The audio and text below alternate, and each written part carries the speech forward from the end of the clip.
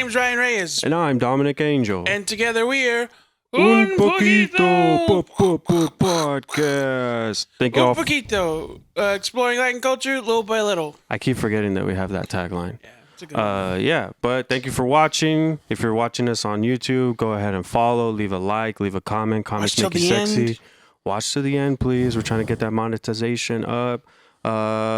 Follow us on Instagram, at TikTok, at unpoquitopod. Send us an email at unpoquitopod@gmail.com. Ryan reads all the emails. Also, if you want to show some support, feel free to join our Discord and our Patreon. Discord's free to join, and it's been popping off pretty good. Yeah, our producer's in there, so if anything happens wrong, you could bug him and don't bother me, But also our patrons there, so you can. I listen to the patrons more than I listen to anyone else. Just saying. But today, big. I'm still kind of in disbelief that this is this, but the best guest that we could possibly hope for. Thank you, man. Yeah. Thank you. Felipe Esparza. What's up, fool? Thanks for having me, man. Yeah. Your hair's not green no more. I know. I applied for a job working at Kevin Hart's restaurant because he's on the street. Yeah, Hart House. It's a big line there. Yeah. It's a good. I mean, I ate there, but they didn't end up hiring me yet. But when I went there, I had my long green hair, and the guy that was hiring, that interviewed me, he's like, "Yeah, I like you." He's like, "We got to do something about your hair, though. You got to keep it." So I chopped it. But yeah. What are you doing? He does these faces he does these stuff that's only for the YouTube. It's really only for me, but once in a while someone will comment. I'm like, yeah, it was worth it. Yeah. Like that time I got compared to that baby dinosaur. Oh right. Did you ever watch Dinosaurs? No, but I know what you're talking about. Yeah, I see it. Yeah, he looks the baby, right?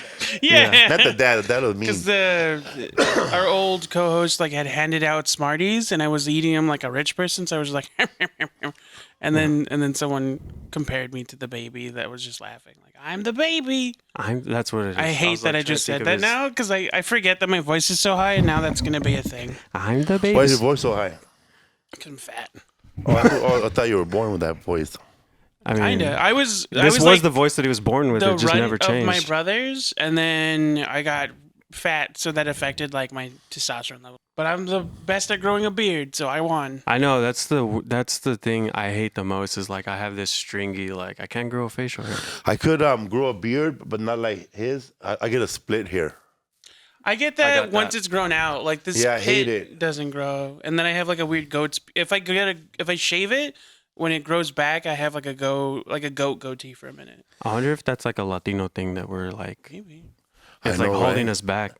It's remember where you came from. I get I know if I don't shave, I get those little ingrown hairs. Oh. Yeah. And now, man, I feel like that was my when I didn't have a beard, that was my hobby, just playing with my face all day. Dude. I mean, that's why I got all these fucking Edward James Olmos marks on my face because as a kid, all I would do was pick at my face. Was your mom one of those ladies that she'll take your blackheads out in the living room? Yeah. My mom too, man. I would walk around in a tank top and she's like, stop. And hold on. And I'm like, I didn't even know I had a pimple or something. And it was yeah. No napkin, no sanitizer, just her nail, huh? Yeah. And then one time I had a big pimple on my nose. And I'm not going to describe it, but it was huge. It was a gross, and I called her to see what happened, and she got mad that I didn't let her pop it. Damn. But the internet ruins everything. There's so many popping videos that now she's she's full. She can't do it anymore. You'd be like, hey mom, can you help me with this pimple? I'm she's like, gross. I'm like, you held me down once and popped it on my face. I think my mom, one time I had a cut. And I was very little, and I still have the scar on my kneecap. I busted my kneecap. And I think my mom put salt on it. Or she put something white on it. I don't know what it was. To stop the bleeding. I probably was. But it burned. Clorox. No comment. It was fabuloso. Purple. My brother and my older brother, we have the same scar. So I got this scar when I was a kid. I was swinging you know, on the swings did you ever like lay on your stomach and you twist it and then spin around? So I was doing that and it fucking hit the pole, split my face open. Fuck. I was 4 years old. I had this my whole life.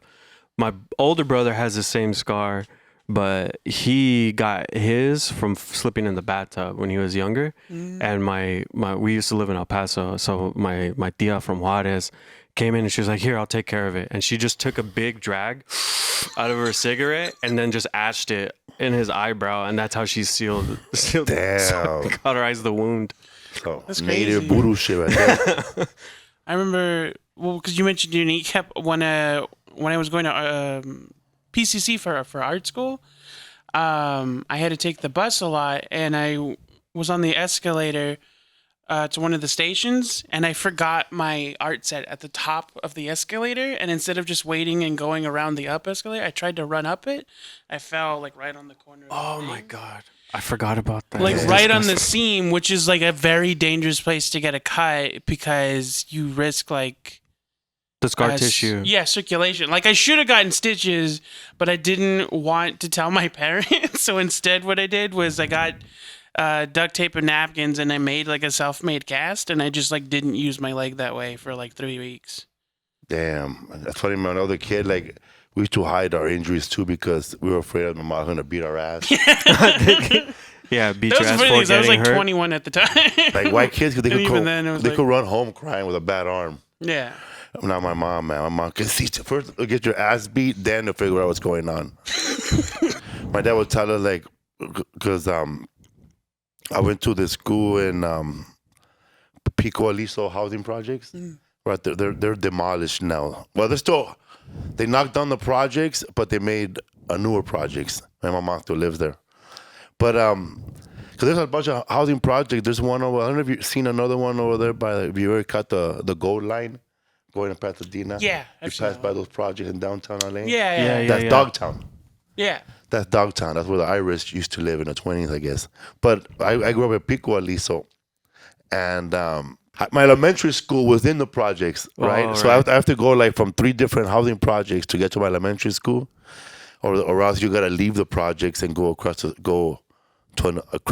elementary school. The Second Street is like far, Right. right? So we were always there, and they used to be bullies, bro. Like they were all black, right? Because Right. our neighborhood was that side of where the elementary school was black, and where I lived was all Mexican and some Vietnamese who came in later in the early '80s, and then Salvadorians came in the early '80s too. But I remember that this guy was talking about dicks, you know, in elementary school. And I didn't know nothing. I never heard the word dick, you know, or I just heard pee-pee, you know, or cositas. Right. No te agarres tu cosita. Don't touch your cositas. I got in trouble in elementary school for saying testicle. I got detention for that. And I didn't even know what it was. I just repeated the word. I just said testicle, and the teacher was like, detention. And so Somebody I learned it on the playground. Somebody said it. They were just saying it to make other people laugh. Never heard the word before. I just imagine like, hey teacher, testicle, detention. so I have all these dirty thoughts. We're eating dinner, and I just blew it at Mom. ¿Qué es sperm? ¿Y qué es cock?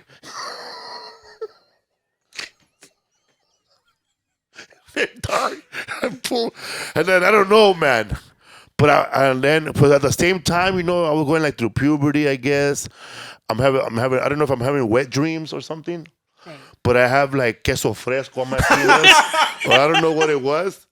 You know? I mean, Dirty cock. You're little, yeah. right? So I'm talking to my mom. Dude, I put my little baby penis out in the kitchen, in the living room while we were having dinner. Everybody left, and I put my pants down. And I told my mom, you know, look what I got. I don't know what this is. And then, dude, she took me to the sink, warm hot water, just cleaned it, bro.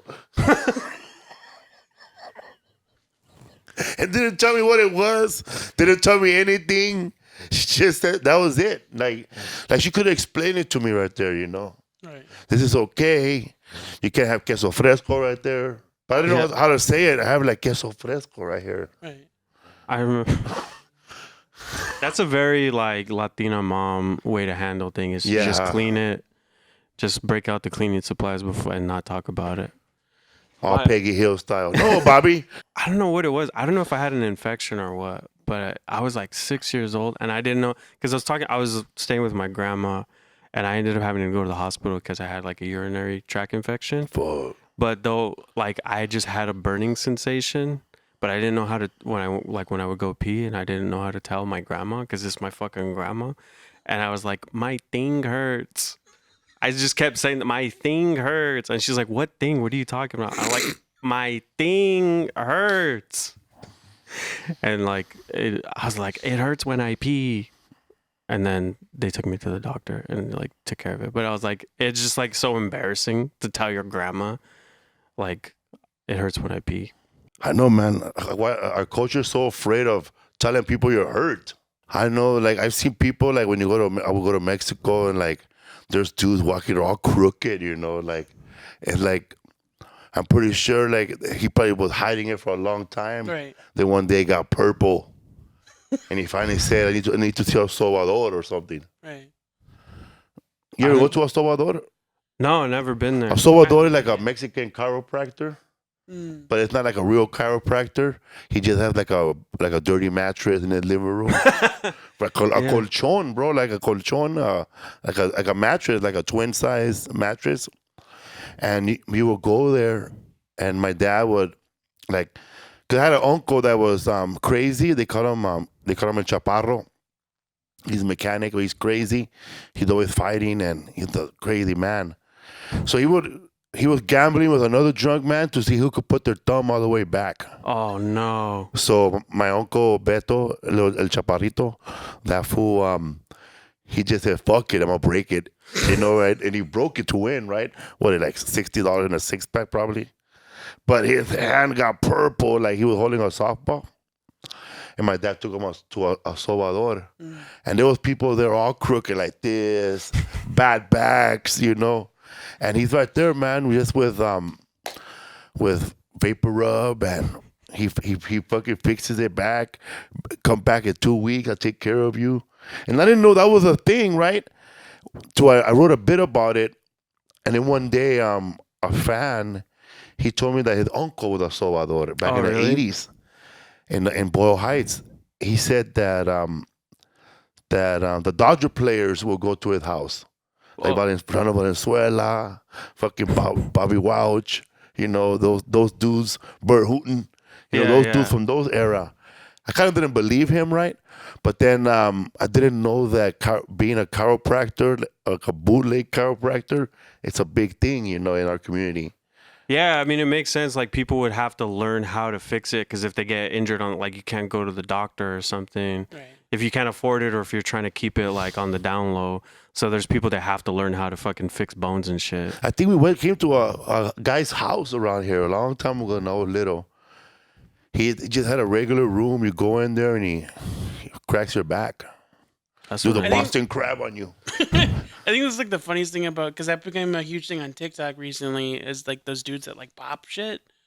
And I feel like that's funny when you see a Latino just like, I could do that. My grandmother does that. And they that's probably been a thing could. already. Yeah. It's like funny that like white people are just getting into it. It's like, yeah, that's been a thing for Mexicans for forever. Well, Forever. You know the thing, like, white chiropractors started doing this thing where they pop your scalp. Have you seen that? Oh, yeah. So it's like a thing that like a lot of like Mexican, I think Indians and like some like Asian people, when you get, especially for people with long hair, you get headaches, you get like tension headaches. And so they'll like wrap your hair around their finger and just like. Fuck, I need that, eh? Yeah. You ever do this? My grandpa would do this. He would lay on his back. Well, we would lay on his legs because we were little. Like we're swimming on top. We just lay on top of his legs, but with our stomachs.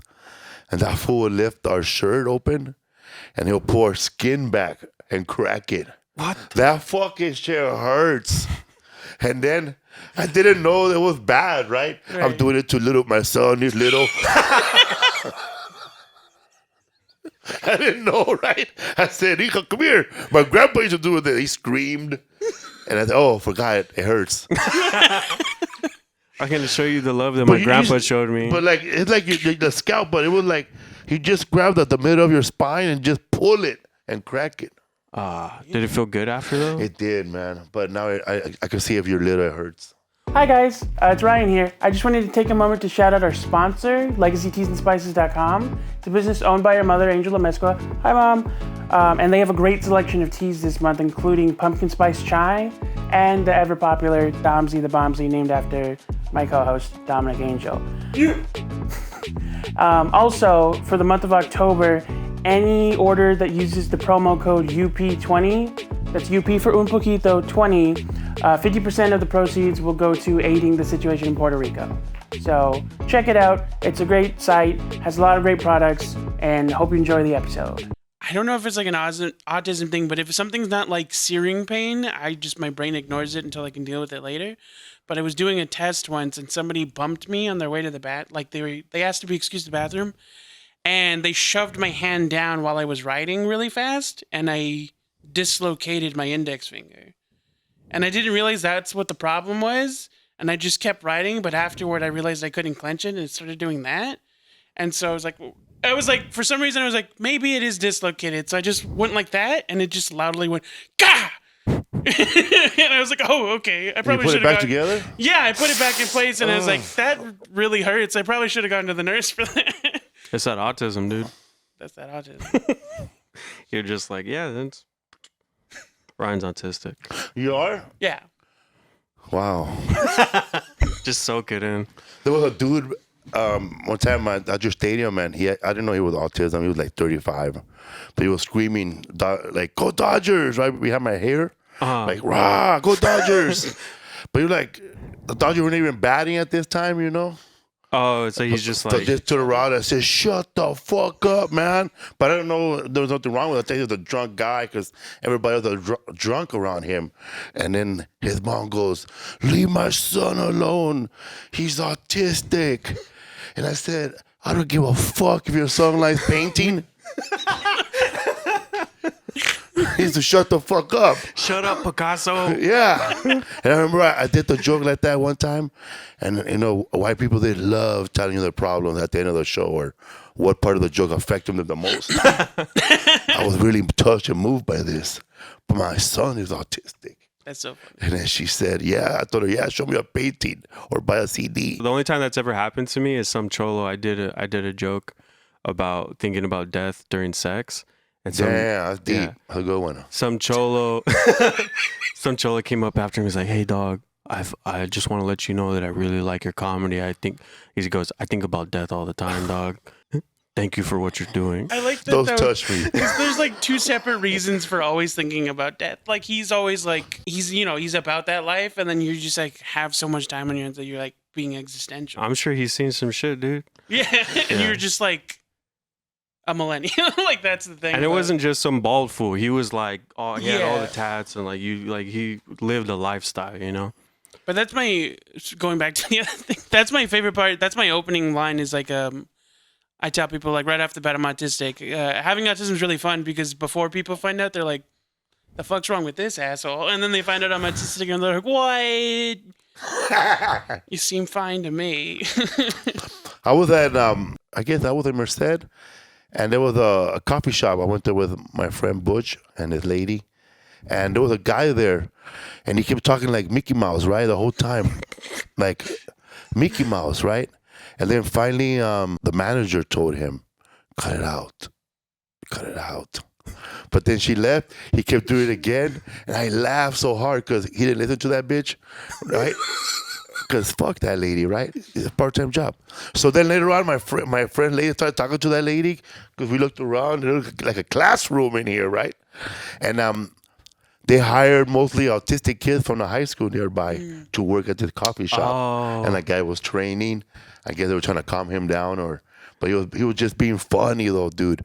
But I didn't know he was autistic. I just thought he just did a good Mickey Mouse impersonation, and he was funny, man. But that lady, I guess both of my friends have kids who have autism or something. And they were saying stuff that I didn't even know what they were talking about. I just nodded like, yeah. She said, yeah, they're in the spectrum, right? I don't know what that was. You're like, I got cable. Yeah, and I was like, yeah, man. And they were like, they had a long conversation, and the guy shortchanged us, and yeah. So they're not all good at math, huh? Yeah. Sorry, But it was tough growing. I mean, there's no such, like, I'm pretty sure now there's more awareness now in the Latino community. But when I was a little kid, oh my God, there was no such thing as autism. You would just look crazy, that's it. Or they'll put you like when I was growing up, I was in a class for kids who didn't speak all the time, like didn't talk all the time. nonverbal. I had a fucking stuttering problem, bro. Like tartamudo, bro. Right. Like there was no speech therapist. I just saw a bell to talk right. Habla bien, pinche tartamudo, pinche matralladora. You know, like talk right. Right. And I remember watch anything that when I would see somebody that also studied that stuttered, I'll be like, oh, okay, man, it's not right, eh? It's okay, but they're all cartoon characters, eh? I remember watching Porky Pig, and he was like in school, and they told him write your name on the wall, and he goes Porky Pig, right? And I almost cried because that fool wrote P P P P P P P P P P P P P P P, and then he got to Porky. And he wrote the way I talk. Damn, that's so they took me out of that class to go to another class. Like every Friday or Thursdays, they would take me out around 1 to go to another class with a bunch of people that talk slow or they have like learning issues. And they would make us a huevo, bro. They would make us read out loud. Like, you read this, Rudy. And he's up there reading here. So this dude's all shy. He's like hiding under the paper. Then I go up there and I didn't stutter when I read. But then they tell me put it down and say everything you read. Oh, fuck. So they would do this, right? And then like we ended up being like the kids who read in the assembly, right? But it was crazy, man, because they knew who we were. They'd be, hey, go the crazy motherfucker. They're gonna read again. Eh? the kids who read. Yeah, but then in junior high school, but still, there was no such thing as a word as autistic. That reminds me of when we told my dad I was autistic. It wasn't that he like didn't believe me, but it was the same thing where it's like they didn't have a word for it when he was a kid. So he said, he's like, it's not that I don't believe you. It's just like we didn't have a word for it when I was a kid. You were just like some kids were just weird. I'm like, yeah, just now you know why they were weird. That's all. It's a thing now. Yeah, back then it was tough, man. Like especially coming out of the closet too. Oh yeah. To be autistic and gay, no mames. Yeah, man, it's tough. Like there was, like my brother would hide it. Right. My brother was gay, and my brother would get a ride home. You know, like strange man or something. Right. And like I remember my mom pounding, "¿Quién te dio no right there? Who brought you home?" Todo esto. Like he just couldn't fathom that you have a homosexual son. When I was in high school, my mom asked me like every year if I was gay. Oh my God. What a and pressure. then at the senior year, I used to have a joke about this where I would say like, oh, like my it's a big time for me right now. My parents have finally accepted me for being gay. It's been a long time coming. The only problem is I'm not. They've always suspected and now they're just okay with the idea. Cause she would be like, I just want you to know, like, you can always, like, you're always welcome. You can always come out to, you know, it's safe. We love you. And I'm like, thanks. Like, I'm sorry. I'm not gay. I'm just like, I don't have a girlfriend. I'm sorry. I'm not fucking right now. Like, the funny thing about that was they had the exact same conversation with me at the same, like that same year. Damn. But it was like, you know, if any of you are, you know, we love you just the same. It's okay. And you can tell us. And then they were like, so if Dominic says anything, just let me know. I have to say, I have to get it out. Yes. I have to stop like being a fanboy over like I guess because I did the same thing to Chris.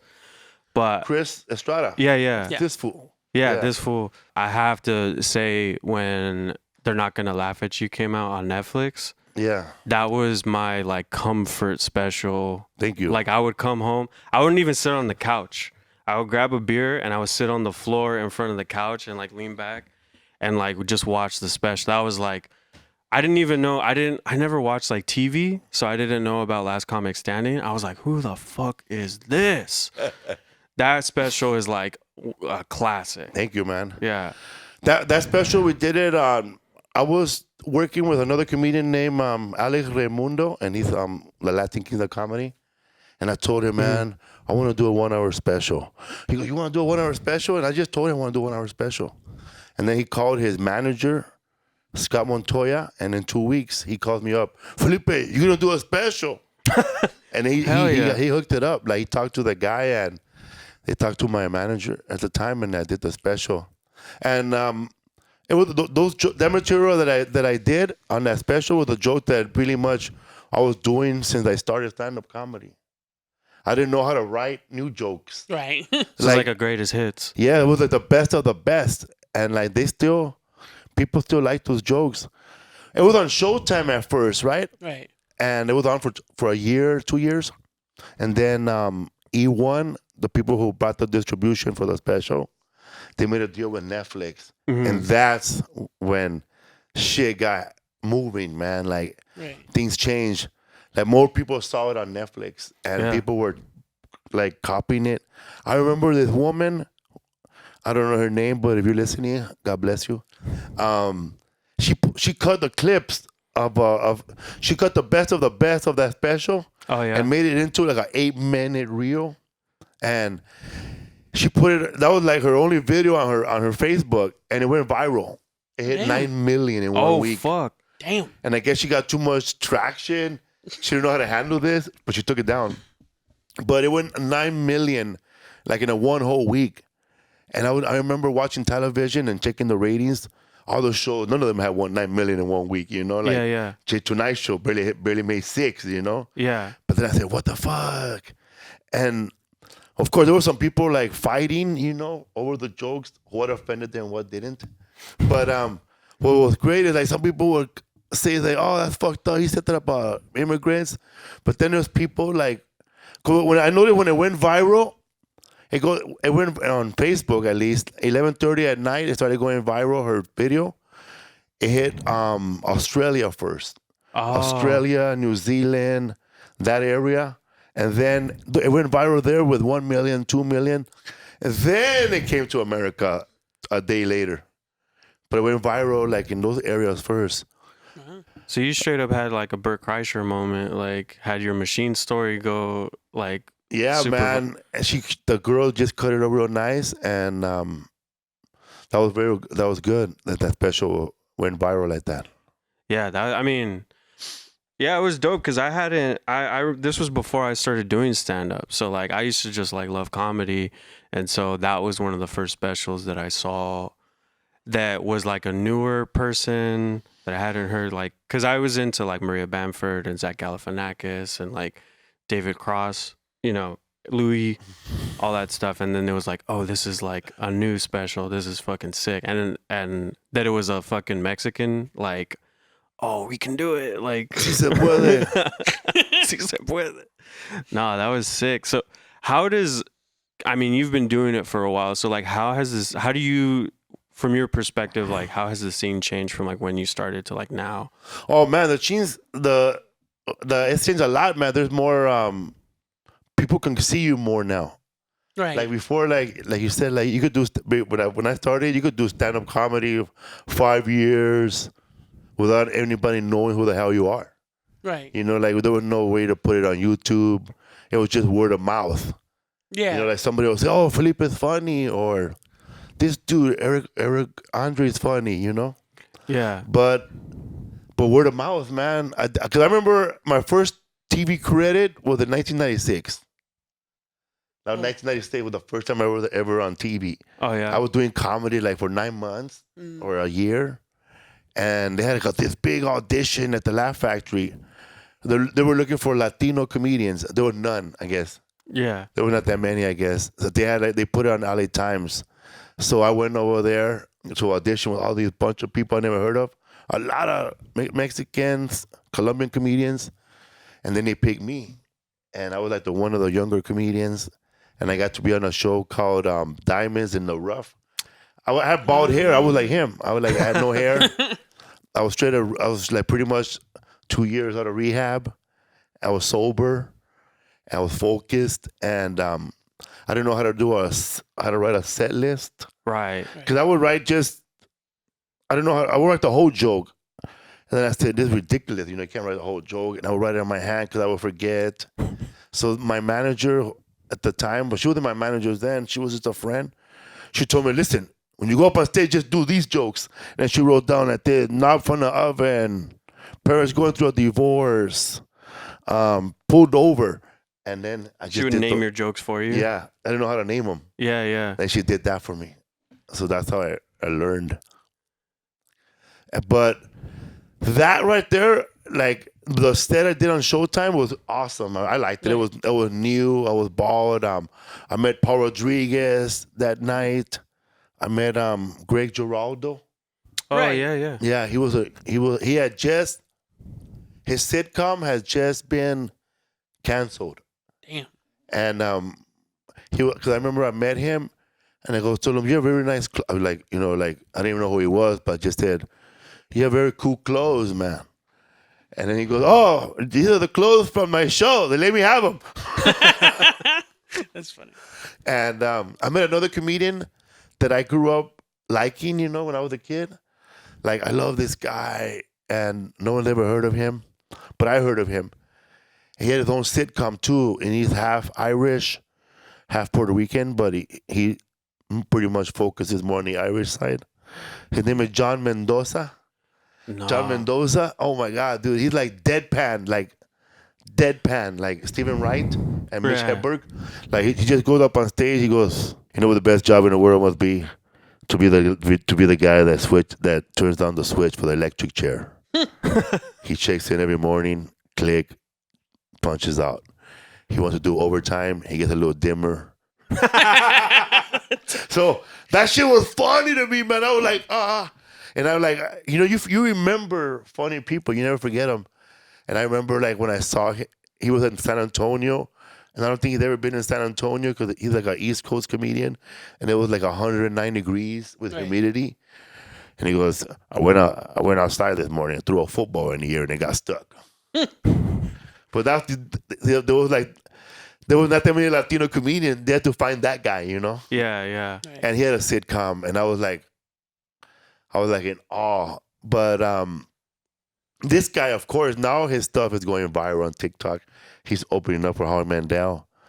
But there was no now my set from '96. If I would have did it now, people on TikTok would have saw it. They would have broke it up for me and went viral, and people would have thought I was rich. Back then, man, like if they saw you on television once, they thought you were rich. But they don't understand. It's a BET, it's Comic View. Right. That was the thing too. I remember because I was always watching comedy, and one of my favorite shows on Comedy Central was a show called The World Stands Up, and it was a show in Australia where the whole thing was, it was an international show, but it was like based in Australia. So that's how I learned about like Danny Boyle. Stephen Wright did a set there. There's like a bunch of like French comedians, British comedians. But I always thought like, oh, they're on TV. Like everybody knows who these people are. Me too. Yeah. I remember I walked up to Sully McCullough. He's that guy in a wheelchair from Friday, that gangster movie. What's it called? Not Friday After Next. It's a spoof on that. Don't Be a movie. Menace. Don't Be a Menace while drinking your juice in the hood. Yeah. The Happy Lace. The guy Yeah, in the wheelchair. Yeah. Crazy Crazy Legs. Legs, yeah. But this is before that movie, right? I saw him on Married with Children. Oh yeah. Yeah, Right. it was the episode with Al Bundy doesn't know what that song is. Yeah. He's the one that. Him. So he finally goes to the record store, and he asked Sully McCullough that song. And he goes, never heard of it. So I walked up to him at Barnes & Noble, and I said, dude, I just saw your fucking Married with Children. And I thought like he was this big comedian, But nah, man, just a regular dude. They ain't big at all. Dude, what was that period like for you? Like when you started getting like noticed, like Oh man, after like 2010, when I won Last Comic Standing. right, that's when it happened. Yeah. Yeah. I was on Last Comic Standing for like on Channel 4 in 2010 for like 9 episodes, I guess. So I was on every episode trying to make it and shit. And man, I didn't think I was gonna win, man. And there was not that many Mexicans on the Right. show. And if I did see one, I said, "Oh shit." You know what I mean? Now I got to compete with this fool. Yeah, man. Because you think it's like when They never have more than one. yeah, man. It's like the fucking the dark side of the force. There can only be one, and there's gonna be a leader and apprentice. Have you had to deal with that where people are like, we need you to be more Latino? Like, No, man. I've been told to less Latino. Don't be so Mexican on stage. I think that's the thing for us, because like we're younger, growing up like nerdy, like more like assimilated. Right. Because do you know Vince Caldera? No. He's a friend of ours. He's like a young guy coming up right now. I don't know if I could drop it, but he shot a special. That's all I can say about that probably. But yeah, he goes out for a lot of auditions too, and he looks like one of our friends, Mala Munoz, says that he looks like Richie Valens, like Lou Diamond Phillips, but with glasses, like. And so he tells us all the time when he goes up for Latino things, or like he'll go for like those Latino workshops, and they always tell him like you need to like be more vibrant. Oh my God, that's a memory of my friend Gene Pompa. He's Mexican, man. Chicano to the bone. That's his tagline. But he don't look Mexican. Yeah, he's now he's bald. He wears a bowler's cap, Yeah. huh? Yeah, that was so funny. Yeah, man. And he started in the alt scene too, I think, back in the days. He said that they told him to add more chorizo. That sounds a little suggestive. Yeah, could you add more chorizo to it? He takes his dick out. So you gotta go. You get that? You should be more Mexican. Eh? I know people that talk like that, like comedians growing up. I remember when I started doing stand up, I knew comedians that they were afraid, or they felt like when I did the Latino Laugh Festival, there were a lot of Latino comedians that were funnier than me, that were more popular, Right. but they turned it down. Oh man, I don't want to be part of I don't want to be, for real, this is one of the words. I don't want to be part of that Beaner show, bro.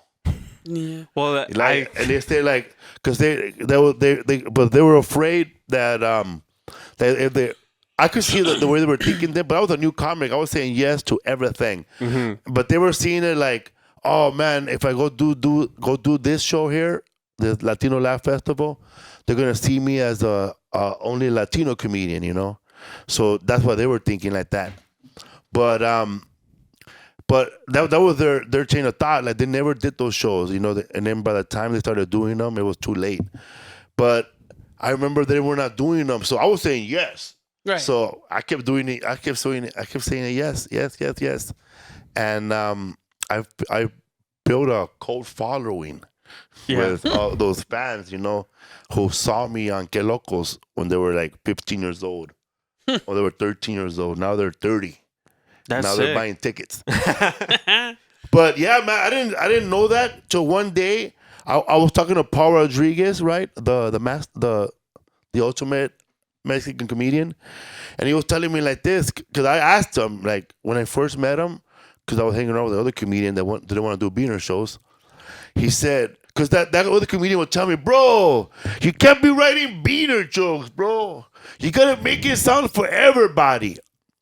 Like he would do jokes like, you can't be saying whatever. You gotta say blue collar this or white collar that. But then I would just like not listen to that guy, and I would just do my jokes like, you know, when white people get pulled over, you know, I would at this. The difference between Mexicans is when white people get pulled over, they get to stay inside the car. Mexicans and blacks, we gotta come outside, sit on the curb, think about a fake name, you know. And I don't understand like so I would always say white. Yeah. You know, he'll tell me, bro, don't say white. But then like I never listened, you know. I just kept doing it, and I still don't change it, because when I look out there in the audience, I don't see whites. I see like 5 whites, but they're all married to Latinas. They're Mikolos. Right. Close, yeah, Yeah, man. So Paul Rodriguez told me this, like, because I was struggling with this. he goes, how do you get white people? Like, how do you cross over to other than just Mexican audience? And he told me that day, you know what, man? Don't even worry about that. Once you start being funny, they're gonna cross over to you. That's it. Yeah. He goes, if you're funny, people will cross over to you. It's not something that is gonna happen because of the way you change the way you talk. It's just if you're likable, man. People, that's what he was telling me. Right. And then right after he told me that, he calls me up and goes, "What is this shit about you complaining about your room, talking shit to the people in the front desk, acting like a diva right now?" And I was like scared, right? I never worked with this guy before. Like, and I was trying to play back the whole day. Did I talk shit to somebody? But then he goes, I didn't talk shit to anybody. I don't know what you're talking about. He goes, you will talk shit when you see my room. And he hung up. And his room was big, man. It was like half of the floor of the hotel with a piano and naked women and Chinese food. That reminds me of, I used to work in vaping. Like, we used to make liquid. So the profit margin was over 70%. Like, a little bottle, it would cost us like $1.50 to make one bottle. We sell it for $40. So it was huge profit margin. So the owners were just like buying shit all the fucking time, buying it through the company so that they didn't have to like pay for it themselves. And so one time my uncle, that's how he felt. My boss comes up to me and he's like, "Hey Dom, check this out." And he goes, "Look at that. I just got it. Rolex." And he's like, "Guess what? That's white gold. It looks like stainless steel, but people that know it's white gold. You see that? That's called not showing off." I was like, "Oh, cool. Thanks for, now I know."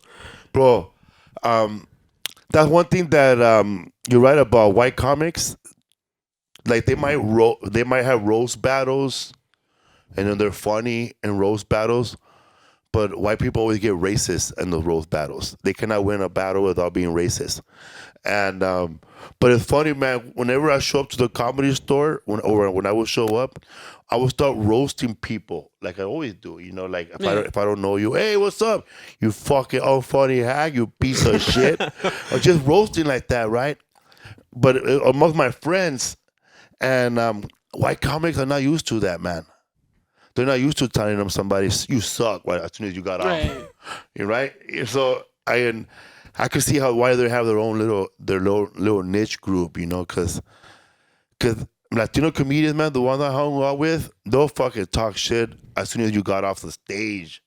I remember bombing hard in Montebello, like hard, man. Like, it was tough, man. Everybody killed except me. And it's tough because I had to give everybody, I'm the guy who drove, so I got to hear about how funny they were. But man, it's how bad it was, man. Like, the host, he went up on stage and said, he brought me back up and he hugged me in front of everybody and said, "Hey, when you guys have a Mexican up here, you guys supposed to laugh, eh? So what if he has knock-knock jokes?" Boo, come on, man. You people, that's why we never get together, eh?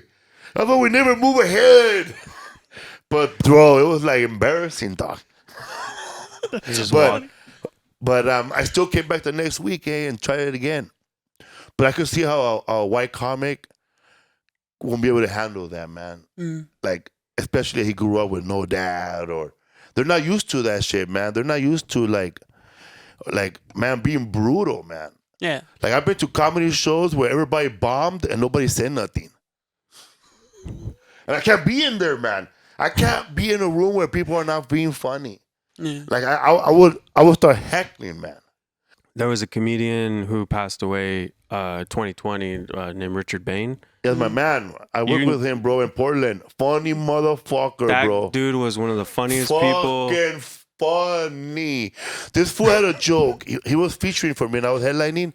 This fool had a joke. He said, I was in a bus earlier. We were in Portland, and I started masturbating in the backseat. And then some old lady asked me, "Well, sir, what are you doing?" "Keeping Portland weird." Dude, that fool was so funny. And, I mean, I didn't know him. I only met him a couple times, but we were at Chatterbox one time. And I don't even remember the jokes that I told, but I was at the Chatterbox open mic, and he was there. I bombed the hardest I've ever bombed in my life. Like, and it sucks because I had like stepped away from comedy for a minute, and then like, you know, Chatterbox is kind of like that's where I started. So you walk in and everybody's like, "Oh, what's up, Dom?" Like you're shaking people's hands, like you feel cool, and then you go up on stage, and I fucking bombed hard. And that fool Richard Bain used to sell like ecstasy. So he like, I was like outside, I was like feeling like shit, and he offered me Molly. He's like, "Here, it'll make you feel better." And then I like took it from him, and he goes, "It'll be $20 because you bombed so fucking hard." Yeah, man. I was staying at the comedy condo in Portland. It's right across the street from the owner's house. It sucks, man. Like you gotta see the owner every day. But he told me that that the owner was one of those guys that you gotta be clean. He don't care. You just gotta be clean. And that guy Richard, he had to perform his whole act in front of him behind his desk. That's so funny because that fool. He was funny, huh? Yeah, I mean, we go like in when he passed away, and you see his like people tweeting about it. That whole like for months, people were just like from all over the country sharing like their favorite like Richard Bain stories. And I didn't know him that well, but there's like friends that we had that were super close to him. That like, I mean, everybody loved him. So it was like that. I feel like it was crazy to see that happen. That's kind of how I felt. This is so silly, but when I was a kid, my favorite comedian when I was like 13 was Freddy Soto. And then I was just thinking about him right now when you were talking about him. When you were talking about, I was thinking about comedians I knew that passed away, but I knew that guy. Yeah, Freddy Soto was like, I mean, regardless is like. Regardless. I wasn't saying regardless just to say. I was saying referencing his bit, Ryan. Oh man, regardless. My favorite joke of that fool was when regardless when his dad is telling him to go find something and he can't find it. Next to the thing. And he can't find it, but then his dad gets more mad and says that, but if your fucking best friend Joey would have told you go get it, you would have found it right away. Let me look harder for you, Charlie. I love you, Charlie. Dude, me and my brother say that shit all the time.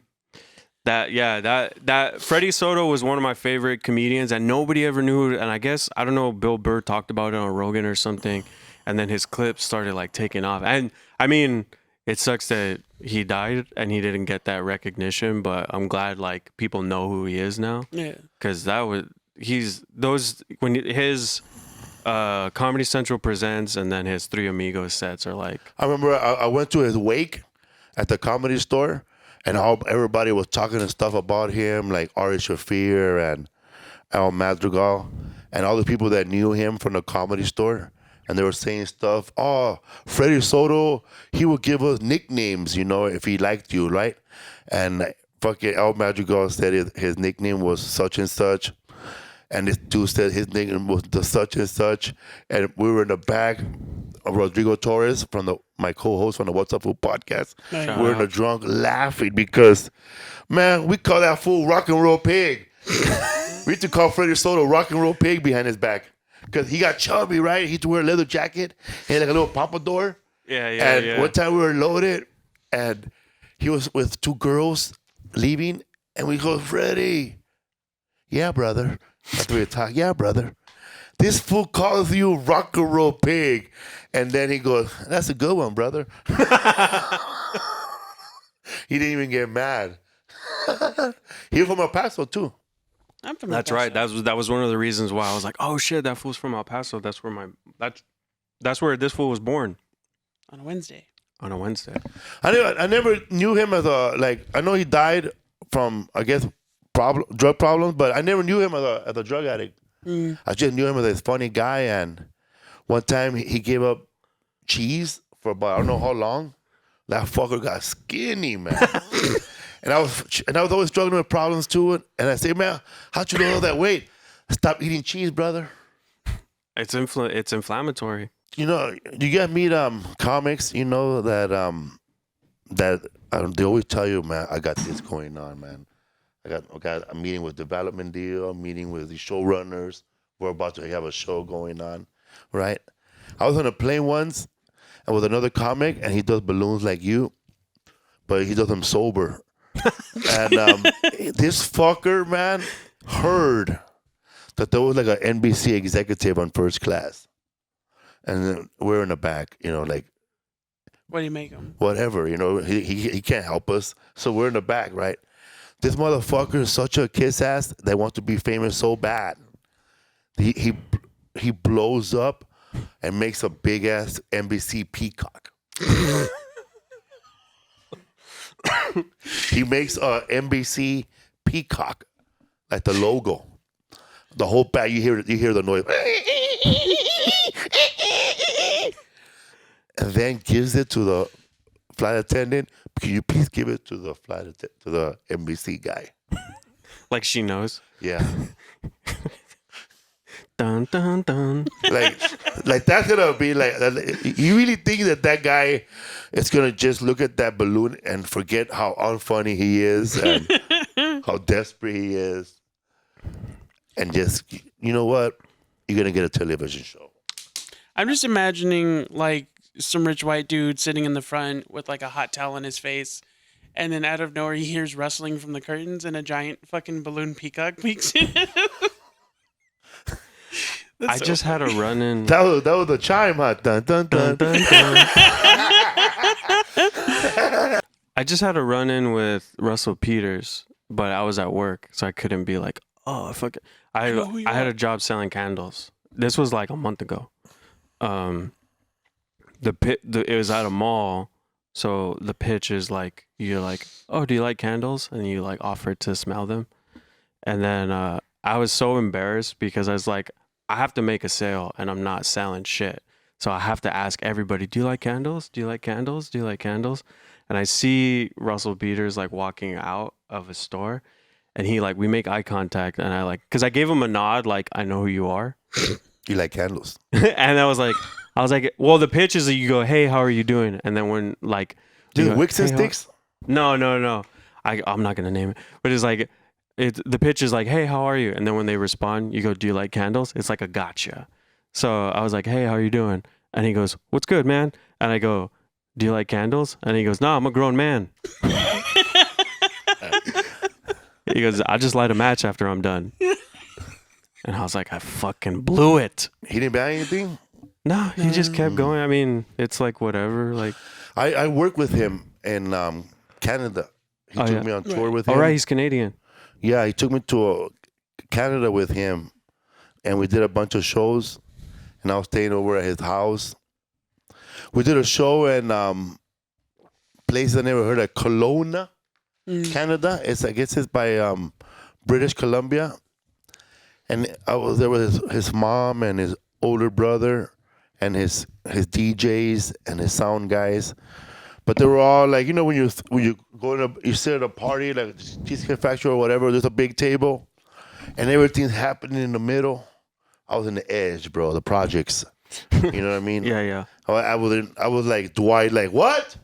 What are you guys doing? You gotta slit the throat. I was not hearing nothing what they were talking about. Like they would laugh, ha ha. So I couldn't hear nothing. So I started talking to these big old white boys, bro. They look like the wildings, bro, from Game of Thrones. Right. Like they were like clean, they were like blonde, bro. They look like Targaryens, bro. They were blonde, long hair, big belts, and they were just sitting on a tie. So I started talking to them. So I'm talking to them for a very long time, and we're throwing jokes at each other. They were telling me, oh man, we came to see Russell, but we never heard of you. Now you're our new favorite. And I won them over, and they were talking.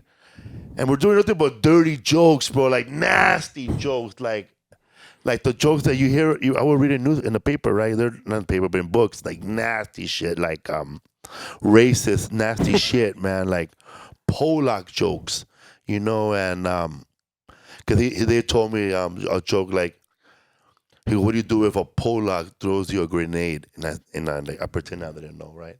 He goes, I don't know. You take out the pig and you throw it back, right? So Yeah. we're just telling each other jokes. Later on, when we take a picture, I'm fucking. We take a picture, and then when I go to my room, I look at it, and I think, holy shit. Bro, I'm hanging out with fucking Hell's Angels, bro. I didn't even know. I go to my room, I saw it, I go, fuck! I'm hanging around with big shots here. HA, homie. They were Hell's Angels from Kelowna. Oh shit. They were like the they were like the bigger guys. I guess they were there, and they were there to see the show, and I didn't even know, man. And do you get an escort now whenever you visit? I haven't been back, but I'm pretty sure I will. And then I remember what Paul Rodriguez said, man, if you're funny, they'll cross over to you. Yeah, I mean, if you could win over the Hells Angels, you could win over anybody. Yeah, I didn't even know who they were, but later on when I stood up, I saw their belt buckles, and they were like older men, real gentlemen, funny guys.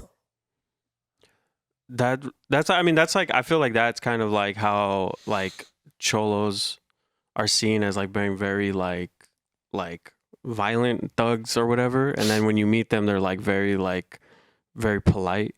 You have a joke with, or like when you get polite when you're getting pulled over, like, Yeah. yes sir, yes officer, thank you sir. Man, but you ever watch Blood In, Blood Out? Yeah, we saw American Me? the American first half Me, of it. yeah, no, we we tried saw. watching it for the podcast, and it's just so. Well, American Me is fucking. No, Blood In, Blood Out. Oh, Blood no. is long. Blood movie. In, Blood Out's fucking long. It's as the fuck. long movie. Yeah. I had the guy on the podcast, Damon Chapa, the guy that played Miklo, Right. and he told me that the Right. movie was even longer. It's 5 hours. 5 hours. And they had to Damn. cut it. And he goes, they had to cut it just to make it They that could long. have just made like a trilogy. Yes, because he told us that the movie, if you're a Blood In, Blood Out fan, you're gonna get excited about this. But the movie was longer because supposedly, you saw the movie, right? Remember when he gets stabbed? But this is for cheap times, motherfucker. Right. Supposedly, that little girl in the longer version grows up. Oh. And becomes part of the structure of the prison gang, and befriends Miklo and then kills them Damn. later on in the future. But that was cut out. That was part of the movie that was never put on, and the movie was 4 hours long. But the movie is really. He said that Edward James Olmos went in there the same time as the guy who wrote Blood In, Blood Out, and Edward James Olmos took the side of the Mexican side, like the story of Quintana, right? Which is based on a real guy, and the guy who did Blood In, Blood Out took the story of JD, the white dude. Oh. Yeah, the JD. Right. He took his side of the story and then embellished it and made it more theatrical. Because Blood In, Blood Out was produced by Disney.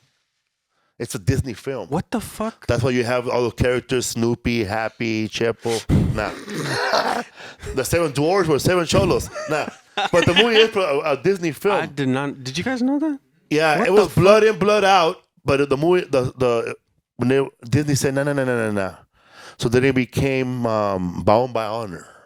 Bound by Honor. Bound by Honor with on the bottom, Blood In, Blood Out. That's crazy. So, Blood In, Blood Out is huge, bro. Like, once you leave America, it's huge. Like, I didn't know how huge it was till I went to Amsterdam in 2005, and I did a show called Raymond is Lot, which is like David Letterman. Oh, okay. Late night, but it was called Raymond is Lot, and it's a Dutch show. The whole language is in Dutch, but except my segment was in English.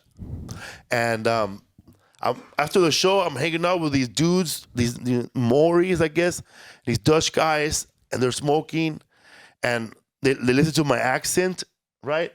They go, "Oh man, you have an accent. Where you from?" I'm East LA, Borough Heights. Oh!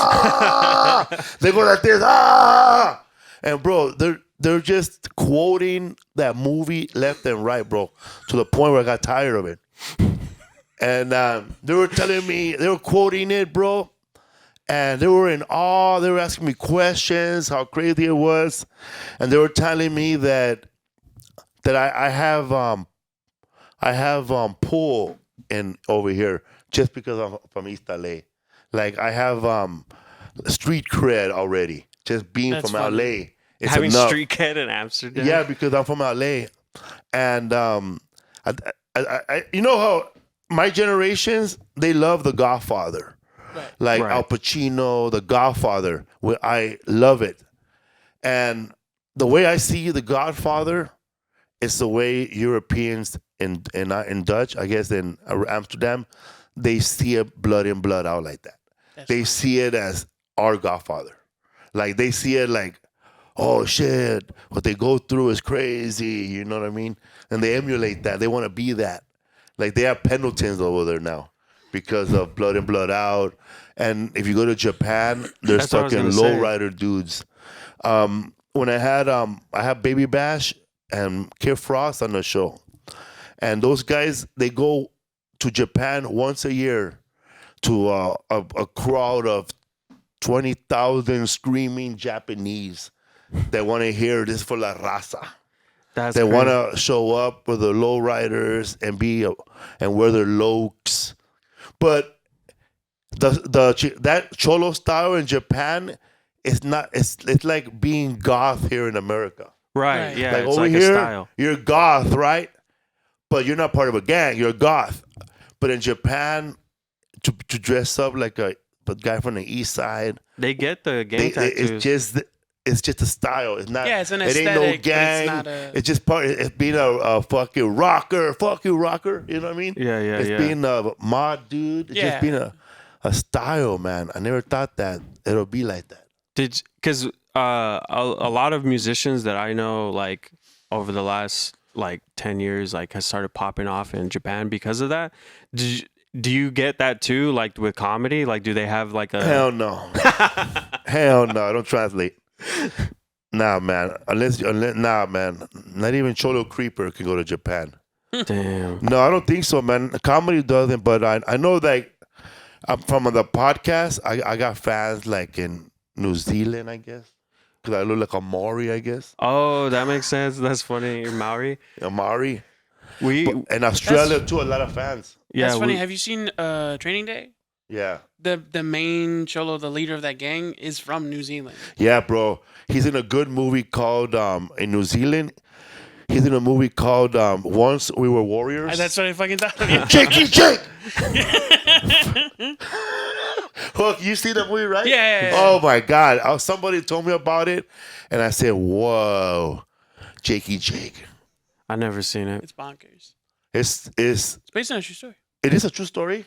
Yeah, the woman who's like the main character Yeah. in it, that's her story.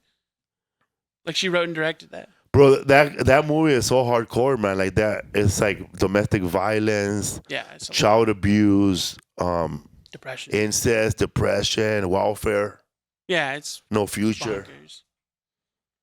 You were telling me about it, but I never saw it. It's a good, Yeah, it's a yeah. good movie.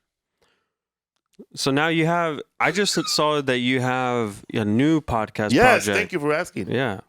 It's called History for Foos, Foos. Me and Bush Escobar from the Bay, and we just talk about this episode, this 5 episode 6. It's just the history of stand up comedy That's dope. from the beginning of somebody doing stand up to now, and it's interesting, man. Like how hard it was back then, and like first of all, there's no entertainment, at Right. all, unless it's a circus. Right. Right. There's no radio. right. There's no television. There's no entertainment if you don't live in New York or San Francisco or Los Angeles, probably. And so, just for example, whenever the circus will come into town, right before the circus will come into town, the church, they'll start noticing that their money is light for the week of the circus is in town. Right. Everybody's going to the circus instead of giving money to the church. Right. So this keeps going on, and then the church starts getting less money. So then the church starts writing up a campaign calling that the circus brings in pickpocketers. The circus bring in bad people, and it's just a smear campaign against the circus to scare people away from the circus and come back to church and bring that money. Damn. And it's always been like that. Deep ops. Deep pocket. Also, when the movies came in, same thing. The devil is luring you over there, taking you away. But it's just anything that takes away from your attention from giving money to the church back in the old days. The church will write something like, "Oh, these pickpocketers, they're bringing in drugs. These jazz musicians are bringing in drugs." So these people never saw entertainment, man. So all of a sudden, a guy shows up out of a truck and starts being a clown for the first time, right? And that's the first time they ever seen a clown, and they're laughing. And these people work all day, man. They work in a farm, and all they think about is farming, until they see this comedian. And for the first time in their lives, somebody had the thought, hey, maybe I could be a comedian. I'm not gonna be a fucking farmer all day. And one of the first comedians that came out of the Indian reservation, I think his name is Will Rogers. I've heard the name, yeah. The Will Rogers Beach. Yeah. Yeah, he was born in Oklahoma City when Oklahoma City was part of Indian territory. So he's technically a native, even though he's white. Right. But he was the first guy to be a comedian out of that area as a native. It's crazy. So we talk about that, bro, and we talk about where the word rotten comes from. Like rotten? The act was rotten. Oh. It's because if you suck, they'll throw you a rotten tomato. Because they used to have it in like the barns and shit. So they had like shit under the... So they'll throw you if you sucked. And it became so good, I guess, to throw shit at people that became part of the show. They used to sell... Yeah, they would sell rotten tomatoes. And if you don't like the act, you could throw a tomato at them. And people came to throw tomatoes at the act instead of watching a good act. And that has not changed, because when we watch American Idol, we love the horrible singers. Right. And those are the rotten acts. I had a question because I think... we're going to start wrapping it. I just had like a question about if there was a story behind your role on Superstore. Oh, yeah. Cody, right? Yeah. Yeah, I auditioned. I met Ruben Fleischer, the executive producer of Superstore, 2 years before Superstore came out in the air. Right. Because him and I he was with my agency, ICM, at the time. Okay. And him and I, we got together to talk about a television show. Like it was a meeting to meet each other. And he went on to have a baby, so we never spoke again. And then he went to go. I think he directed that movie, man. That movie, LA Confidential, or the one with the gangster movie about LA. I don't know which one it was. And I think it's the one with Ryan Gosling, right? Yeah, no, the one with it's about LA gangsters only, but not the one with the cops. Oh, I think Harvey Keitel's in there. I think. I feel like I know it. I just can't picture it now. So I went to audition when the show was a pilot. I auditioned for the guy in a wheelchair. Oh. And I didn't get it. And then I auditioned for a shoplifter. I didn't get it. Then I auditioned for something else. I didn't get it. And then they sent me they wanted a guy named Cody, and it was just written as a slacker guy. And it said all nationalities. So I didn't have to throw extra chorizo on that one. I didn't have to be less Mexican on that one or more Mexican. It was just whatever, right? And I was sitting at a hotel room with two other comics, and they coached me, and they held the fucking iPhone, and I auditioned the role. I got it. I submitted the fucking tape, and they said, "You got it." And then when I got to the set, I did it exactly how I did in the audition. You know, I said, they said, we're going to be testing here for drugs. We're going to be testing for heroin. And I remember one of the comedians said, bro, when they start saying we're going to be testing for this, you should know already that you're a drug addict. So you should know in your head that you've done all these drugs that they're talking about and you're nervous. So when they're saying them, you start counting with them because you've done them all. So when they say we're going to a PCP, so start doing this, start doing that, and this while they're talking about it. And I added that.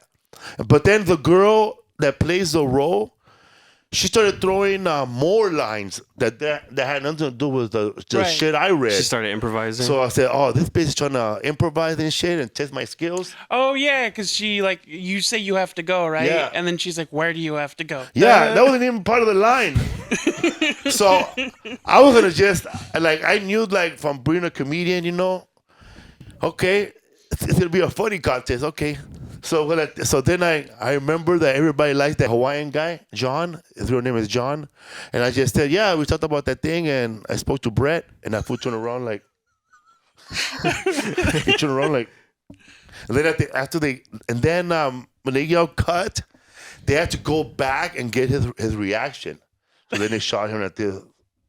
So then at the end of the scene, that dude told me, hey, man.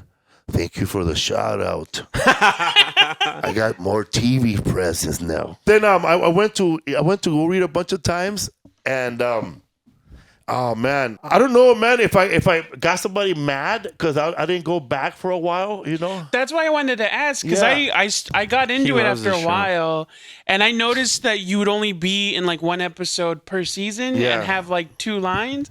But the reason I loved it so much is because they were like the funniest moment of the whole fucking. Thank you, man. Like there's an episode where one of the characters becomes assistant manager. America, what's her last name? Ferreira. Yeah.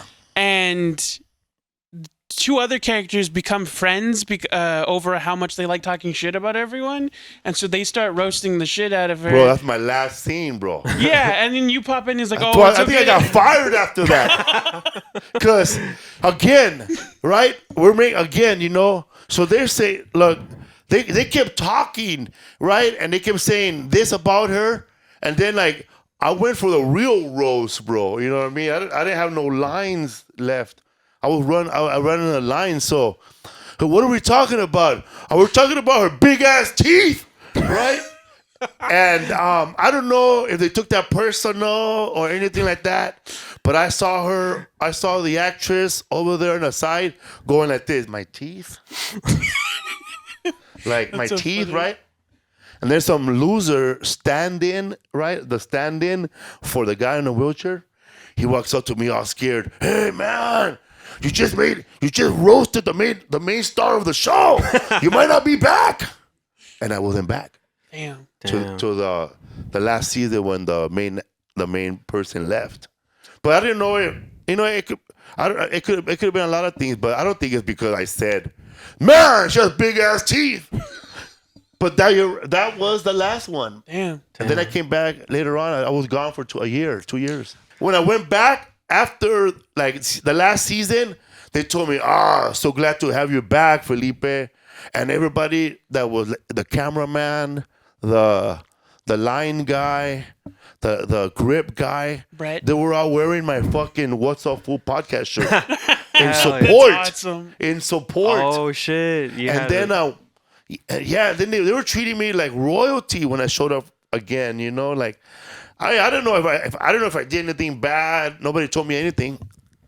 well, I'm still here with you guys. Shit. Yeah. hell yeah. Doing it is big podcast. I used to do I didn't do the room. My friend had a room in West Covina. You're in West Covina or Covina? You know Martin Rizzo? Yeah. Him and I, we did a show. And we're hanging out with these dudes, regular dudes, you know. We're smoking bud. They're laughing. They're gay, you know. Right. Nothing wrong with that. But the guy goes, hey, man, we really want to buy your underwear. Like they wanted to buy my underwear. Like my underwear, the one I wore all day. Yeah. And like I didn't even get offended or nothing. But in my mind, it clicked like, how much?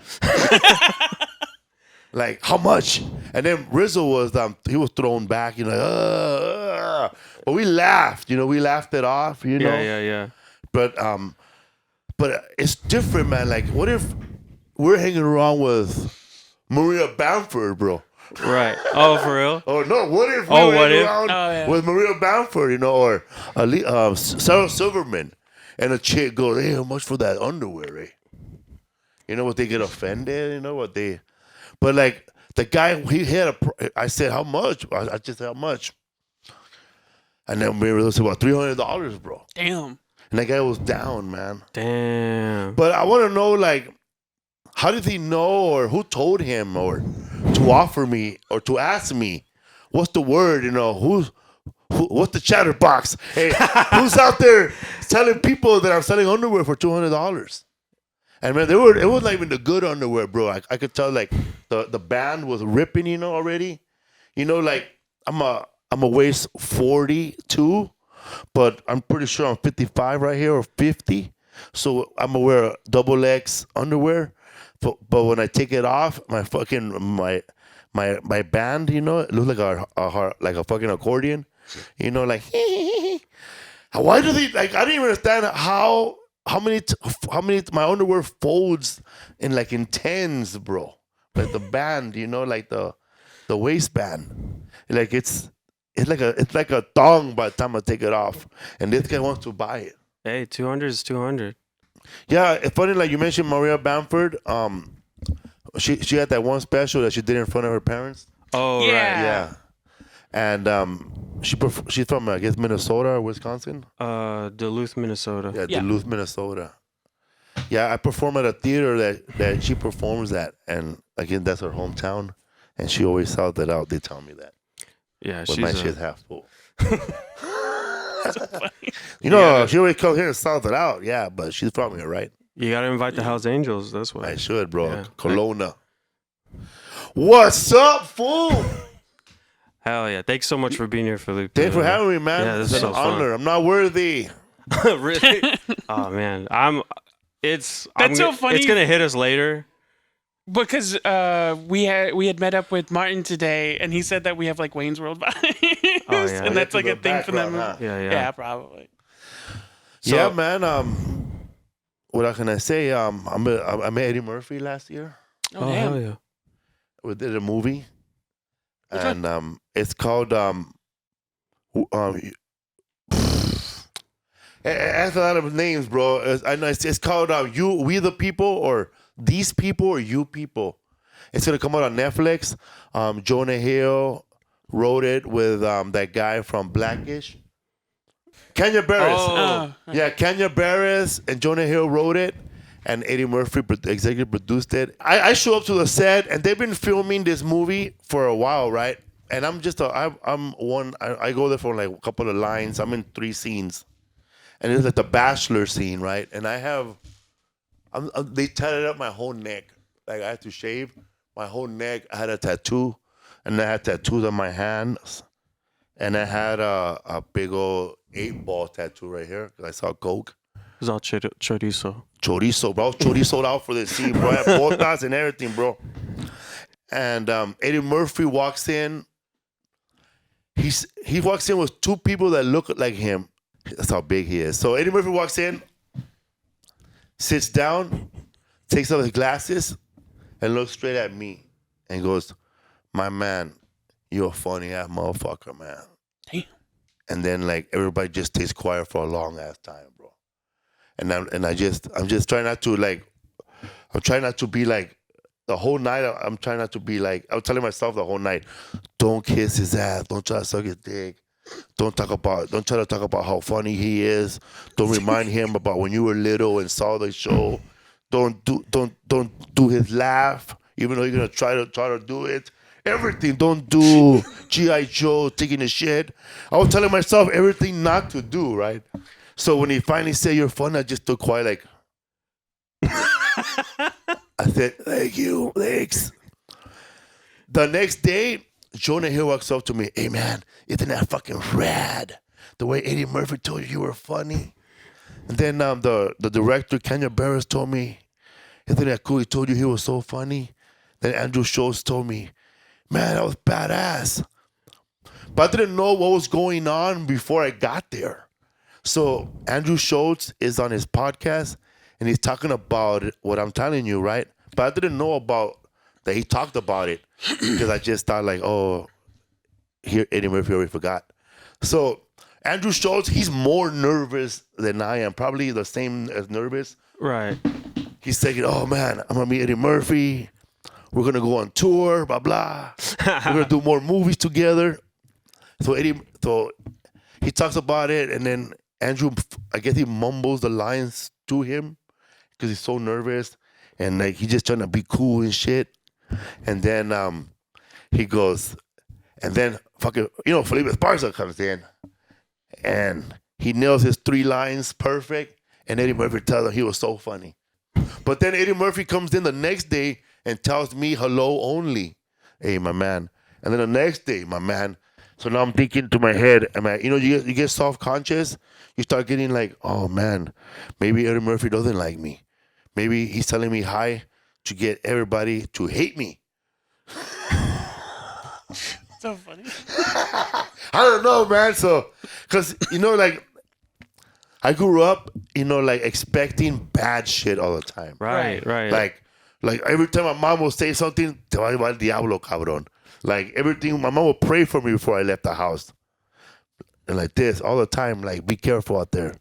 So I was like, and then I grew up with bad shit happening all the time that is hard for, I don't know if it's for you guys, but whenever I'm in a happy situation where I'm supposed to be extremely happy, I gotta stay time out and go fucking cry for a little bit and then come back.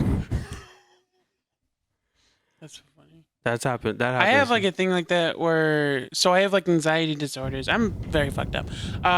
Do you feel invisible sometimes? Because I do. Yeah, and it's a thing of like, over the last like 7 years of doing stand-up, every time I've had like my best set so far, it was like during a extreme like existential crisis. Like I had panic attacks and I'd have to leave the room afterward. And it's always awkward because everyone's trying to tell me what a good job I am, and I'm like, I just have to, like, I'm like karate chopping people, like, don't high five me right now. I'm having a panic attack. Dog, you did that. He did that to Jeff Garcia. Nah, dog. What the fuck, dog? Are you fucking serious, dog? The devil? That fool. I forgot about That fool was at Chatterbox, like, for the open mic, though. Like, we were doing the open mic. Ryan goes up, does the best set of his life. Like, Is this Jimmy Neutron guy? Yeah. Oh yeah. So I know you have a history with them, like, but like Ryan goes up, does his thing, and like Ryan had to leave like right after his set was done. Somebody was there to pick him up, so he goes off stage. He goes, crushes, leaves the stage, and then goes outside, and Jeff Garcia's trying to talk to him, and he's like, hey man, you're really funny. If you just like if you just did this differently, like it would be even better. And Ryan was just like, whoop, like just straight walk right past them and gets into a car and drives off without even looking at Jeff Garcia. And he's like, oh, I mean, I'm fucking Jimmy Neutron. I guess this fool doesn't want like my pointers. Like, That's so too good for me. Because I'm like a huge animation fan too. So I would have like, the thing is I'm legally blind. Like, especially my right eye, I'm legally blind in my right eye, so I don't recognize people unless they're like this close to me. So I just thought that was some drunk dude like trying to like comment on my comedy. I'm like, I gotta go, dude. I have an Uber waiting. I had no idea it was Jeff Garcia. Him and I, he started doing stand-up comedy when he was 16 years old, and I remember him and I we went on a road together. They have the comedians in a comedy condo where the comedians stay at in Houston. Right. And I remember I get there and I didn't have I couldn't open the door. It was locked. I left the keys in the house. Okay, I locked the keys, I guess, or I don't know. I didn't have the key. So he said bro, just kick the door down. It's not our house. Kick it down, dog. Fucking kick it, dog. You're fucking big. Kick it. So, dude, I fucking kicked the door down. And it was the wrong condo, bro. A wrong condo, bro. This fucking redneck guy came out with little boots and boxers. What the fuck's going on, man? And then I ran, dude. I fucking took off with my brand new Levi's all hard. I took off running, bro. It was the Levi's. They haven't even shrunk yet. They're all like, Yeah, I ran, man. And then he was there with the guy talking to him. Then I finally like came back, and he was telling him, listen, man, we're stand-up comics. Is this part of the act? This part of the act? And I said, no, sir. He said, he was doing all the talking. He goes, we're sorry. He goes, how can we make this better? And as young as that guy was, he already kind of knew life, because I was ready to just beat the guy up and take off, you know, and never come back, go sleep in the airport. right. So he said, nah, man, we're gonna fix your door tomorrow morning, and we're gonna come back to. As a matter of fact, call the police right now. Jeff told the guy, call the fucking cops, dog, so you can fucking feel safe. So the guy said, I ain't gonna call the cops. Are you gonna fix that door? I said, yeah, we'll fix that. He said, yeah, we're gonna fix the door. And that fool said, you guys are lucky my cousin wasn't here, my brother wasn't here. And I'm like, they're lucky. You're lucky we don't kill you right now. You're lucky we don't beat your ass. So he was doing all the talking. Long story short, the guy let us go. We left. We closed his fucked up door. It was all fucking broken. We went back to our condo, and the door was unlocked.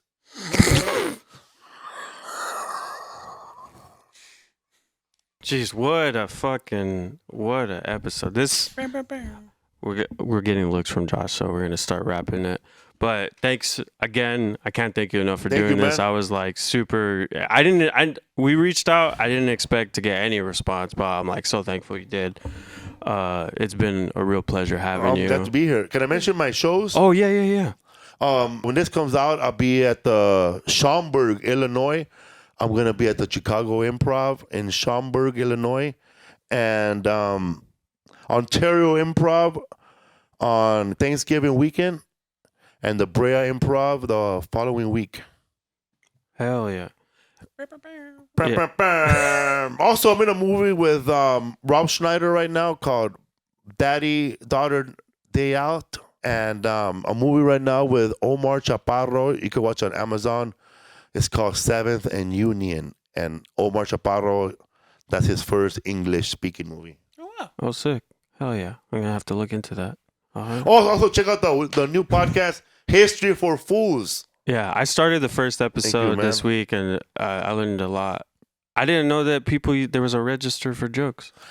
Did you know that somebody kept that shit afterwards? Oh, for real? Yes. There was a register where other comedians were writing down their jokes because radio... Right. People were doing radio now, so everybody was hearing those jokes already.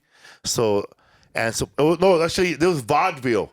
During vaudeville, there was a place that kept all the jokes, registered, copyrighted by the comics. And then when that company went under, somebody took off with all the jokes. Probably Milton Berle. That's funny. All right. Well, thank you again for being here. Thanks for having me, man. Hell yeah. And as we say, un poquito. Do you want to tell the story? Un poquito. So at the end of the episode, when I was a kid, my older brother and I were fighting, and my grandpa saw us fighting, and he's from Mexico. He doesn't speak English. So he came out, he meant to say don't fight, but what came out was don't fly. So now at the end of every episode, instead of saying goodbye, that's how we close out the show. So from us, at un poquito, don't fly.